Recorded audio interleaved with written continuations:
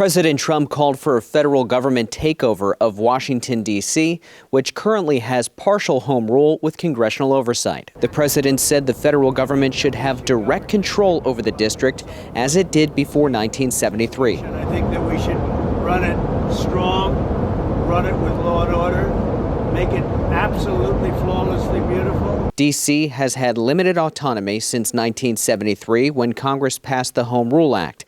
It allowed the district to form a city council and pass legislation, while Congress retained the authority to overturn local laws.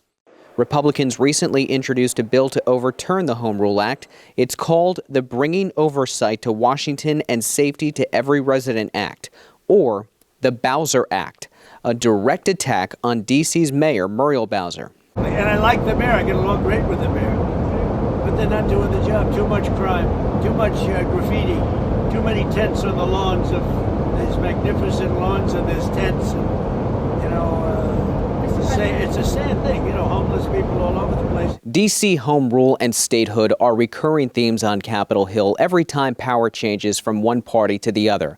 When Republicans are in control, they say local leadership is failing and that the federal government should take over.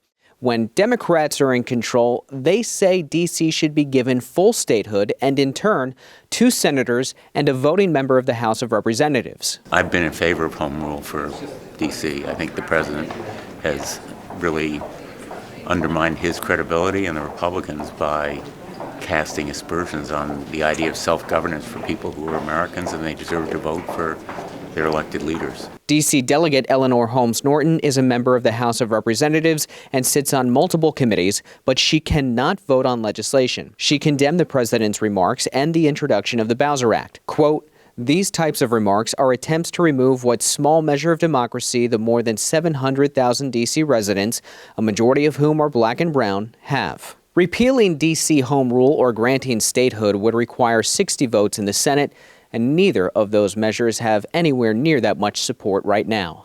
I'm Ray Bogan for Straight Arrow News. For more reporting, download the SAN app.